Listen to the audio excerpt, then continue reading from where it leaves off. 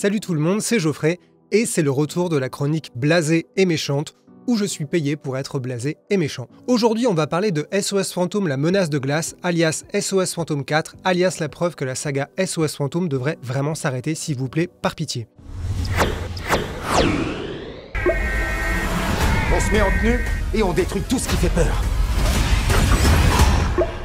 En préambule, je vais préciser que je ne suis pas spécialement fanatique de Ghostbusters. Oui, j'ai grandi avec ces films et désolé, mais j'ai une petite préférence pour le deuxième parce que Viggo des Carpates me fascinait quand j'étais gamin. Et en plus, j'étais persuadé qu'il était joué par Christophe Lambert, ce qui était très cool pour moi à l'époque, me demandez pas pourquoi. Non, je n'ai pas détesté le SOS Fantôme de 2016, alias le SOS Fantôme avec des meufs, qui a fait péter un câble à un certain nombre de gens à l'époque, alors qu'il est pour moi dans la moyenne des films mauvais à Hollywood. Quant au SOS Fantôme l'héritage sorti en 2021, pour moi c'était mi-figue, mi-raisin. J'ai apprécié le nouveau décor, les nouveaux personnages, la tendresse que j'ai trouvée autour de ce groupe d'adolescents, mais j'ai beaucoup moins apprécié la fin avec le retour des anciens Ghostbusters, la filiation, le fait que tout revienne sur les rails. Je me souviens que j'avais rigolé jaune devant les scènes finales qui ramènent l'action à New York et montraient tous les personnages originaux dans des scènes post-génériques bien nulles. Je m'étais dit, est-ce qu'on se foutrait pas un peu de moi? Est-ce qu'on vient pas de me faire croire à une réinvention de SOS Fantôme dans un autre endroit avec d'autres personnages pour finalement me ramener au point de départ avec les mêmes personnages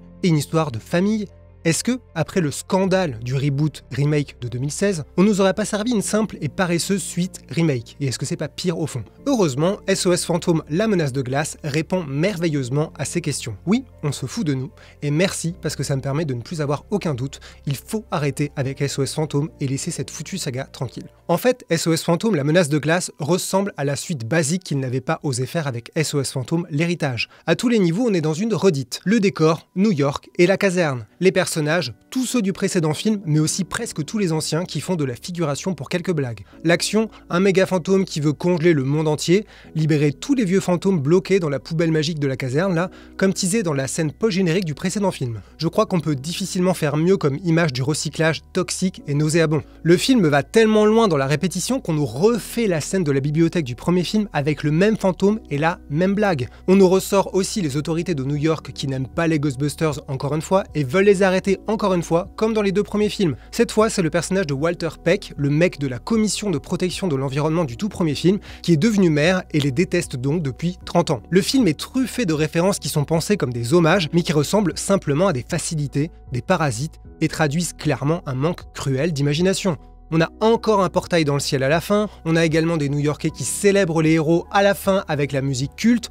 Bon ça encore, vous allez me dire, ça fait partie du jeu, et c'est peut-être vrai. Mais quand on voit à quoi sert le fameux fantôme surnommé Bouffe-Tout, qui fait son grand retour, ou même les mini marshmallows, franchement, ça ressemble simplement à du remplissage. Le film devient une sorte de visite dans un musée comme une mauvaise attraction, et à ce stade, je suis même étonné qu'il n'ait pas ressorti Viggo, mon Viggo adoré, ils ont vraiment tout fait pour me provoquer en fait. Néanmoins, je me dois d'être honnête, il y a des nouveautés dans ce film. Peut-être pour la première fois dans la saga, excepté dans le film de 2016, on a des images de blockbusters ultra classiques, comme une scène à la plage avec une grande roue et des gens qui hurlent face à l'océan, ou des plans de coupe dans les rues de New York avec des gens qui ont peur en regardant le ciel. C'est tellement impersonnel, c'est tellement déconnecté du reste du film qu'on dirait que ça vient d'un autre film. On a aussi de nouveaux personnages, comme par exemple celui de Kumail Nanjiani, le pseudo-ressort comique, dont je ne vais même pas parler tellement ça m'a exaspéré et que j'avais envie de le pousser sous un bus, mais je pense que cet acteur en fait il devrait discuter avec son manager parce qu'il avait un rôle assez similaire et tout aussi moisi dans Les Éternels où j'avais déjà envie de le pousser sous un bus. En fait c'est même hallucinant qu'il y ait de nouveaux personnages dans ce film parce qu'il y a plein de personnages. On a les 4 membres de la famille recomposée du précédent film et quelques copains inutiles dont j'avais même oublié l'existence, pour dire comme on s'en fout. On a une bonne partie des personnages des premiers films qui au mieux ont droit à des scènes de 20 secondes, et par-dessus tout, on a 2 nouveaux personnages qui sont majeurs dans l'intrigue et en fait ce sont les seuls vraiment utiles à la fin du film. Mais inutile de dire que personne n'a le temps d'exister dans ce film. Même les bons acteurs et actrices comme Carrie Coon, Paul Rudd ou McKenna Grace ne peuvent pas faire grand-chose. Le plus drôle, c'est peut-être quand même Finn Wolfhard, le mec de Stranger Things, qui a un arc narratif majeur. Au début du film, il dit qu'il aimerait bien conduire, et juste avant le générique de fin, on le laisse conduire. Voilà. On peut aussi parler de cette fameuse menace de glace, parce que ça aussi c'est loin d'être réussi pour moi. Non seulement le dieu Mr. Freeze ressemble à un méchant dans une scène coupée de Justice League, mais en plus la menace elle-même n'est pas claire. S'il peut tuer tout en gelant absolument tout autour de lui, pourquoi il n'utilise pas ses pouvoirs pour stopper les personnages au lieu d'attendre comme un veau dans le climax. Et en gelant toute la ville, a-t-il tué tout le monde? Non, puisqu'à la fin, les gens sont vivants et dans les rues. Mais comment? En fait, la question, c'est de savoir pourquoi le film a misé sur une espèce d'apocalypse de cette échelle pour ne rien en faire et ne même pas l'assumer. Moi, ça m'a juste donné envie de revoir le jour d'après ou même Geostorm, c'est dire, mais je dois quand même préciser que cette fameuse menace commence réellement dans les 20 dernières minutes. Donc autant vous dire qu'à ce stade du film, je m'ennuyais tellement que j'étais prêt à compter les figurants pour m'occuper.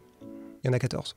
Et en parlant de fantômes, laissez-moi vous parler de quelque chose de bien mieux que ce film. Un pays de fantômes, un livre de Margaret Killjoy, disponible chez notre partenaire Pocket et qui fait partie de leur label Étoile montante de l'imaginaire. Non, Un pays de fantômes n'est pas une histoire de vrais fantômes, mais ça ne veut pas dire que ce n'est pas effrayant puisque c'est un récit de guerre. L'histoire se déroule dans un monde inconnu et mystérieux dont on découvre la carte dès la première page. D'un côté, on a l'empire de la Borolie qui veut conquérir et écraser, et de l'autre, on a une zone de montagne entourée de mystères où vivraient des gens arriérés et sauvages. Et au milieu, on a Dimos Oraki, un petit journaliste envoyé au front afin d'écrire le portrait d'un général superstar pour faire de la propagande au nom de l'Empire. Évidemment, rien ne va se passer comme prévu, il va non seulement être confronté à la réalité de la guerre, mais également à celle de ce peuple que l'Empire veut faire plier. Et c'est là qu'un pays de fantômes devient particulièrement intéressant pour moi. Derrière le récit de guerre sans pitié, il y a un récit d'utopie, et je dis utopie au pluriel. Parce qu'on n'est pas dans un manichéisme qui oppose deux modes de vie avec d'un côté une version alternative de notre monde, on travaille, on se fait exploiter dans un système injuste dirigé par des puissants, et de l'autre une utopie absolue où les gens vivraient en communion avec la nature. Dans ces montagnes imprenables qui ressemblent à une forteresse sauvage,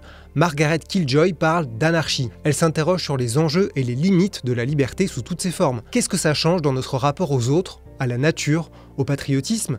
Est-ce que la liberté, c'est vraiment faire ce qu'on veut et ne rien devoir à personne? Quel est le sens du destin personnel quand il n'y a pas celui d'un groupe et d'une communauté? Dans son périple, le héros va mettre un pied dans ces utopies que Margaret Killjoy place dans un monde hors du temps, qui fourmille de détails amusants, notamment quand elle s'amuse à remettre en question des concepts comme l'argent et le travail, tout simplement, ou qu'elle décrit certaines armes et certaines villes assez incroyables dans les montagnes. Tout ça pour dire qu'un pays de fantômes m'a bien surpris, l'histoire m'ayant emmené là où je ne pensais pas aller en lisant les premiers chapitres. C'est donc bien une étoile montante de l'imaginaire validée par écran large et à savourer chez Pocket. Arrivé à la fin du film, le souvenir un peu tendre et touchant de SOS Fantôme l'héritage me semblait vraiment très loin. Dans le film de 2021, je trouvais qu'il y avait des idées de mise en scène, des personnages bien caractérisés et une certaine sincérité à mes yeux. C'était très classique, bien sûr, et ça partait en vrille à la fin, mais il y avait un petit quelque chose.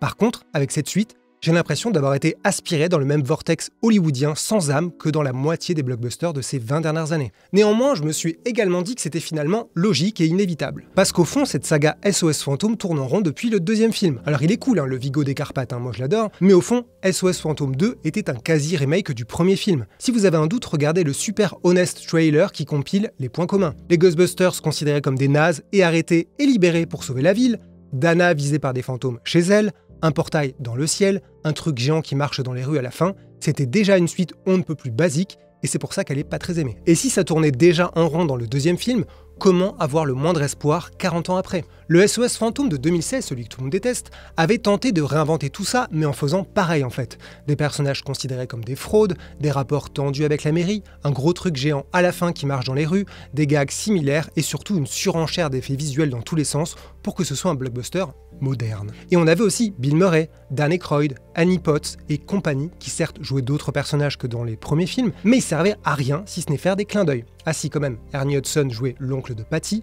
l'une des héroïnes, pour avoir une sorte d'héritage pas très assumé. Et dans SOS Fantôme l'héritage, justement, le méchant était Gozer, comme dans le premier film. C'est pour ça que le problème va bien au-delà de cette nouvelle suite. SOS Fantôme, la menace de glace, est finalement le symptôme ultime d'un problème qui est là depuis quasiment 30 ans en fait. Quand le premier SOS Fantôme a été conçu dans les années 80, tout le monde avait un petit peu peur.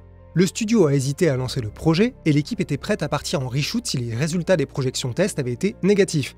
Mais le public a aimé, donc le studio a lancé une grosse campagne marketing et c'est le public qui en a fait un énorme carton en 1984 entre Indiana Jones et le Temple Maudit et Gremlins au box-office. Depuis, tout le monde court après un moyen d'exploiter ce filon. Mais à ce jour, le premier SOS Fantôme reste le plus gros succès de toute la saga, alors que les budgets ont sacrément grossi au fil des épisodes. Tout ça pour dire que ce 5e film étiqueté SOS Fantôme, qui est en réalité le 4e épisode officiel, a bouclé la boucle. Retour à la case départ avec tout le monde, mais en remixant le pire de tous les films. Et est-ce que ce serait pas mieux de s'arrêter là, franchement? Et c'est pas juste moi qui le dis, Quand on voit la chute de fréquentation sur les premiers week-ends aux États-Unis, Je pense qu'on peut estimer que le public s'est certes déplacé à la sortie pour voir le film, mais a vite déserté les salles, sachant que ce film a coûté plus cher que le précédent et fera un score inférieur au final. Alors bien sûr, l'équipe a déjà parlé de potentielles suites, au pluriel.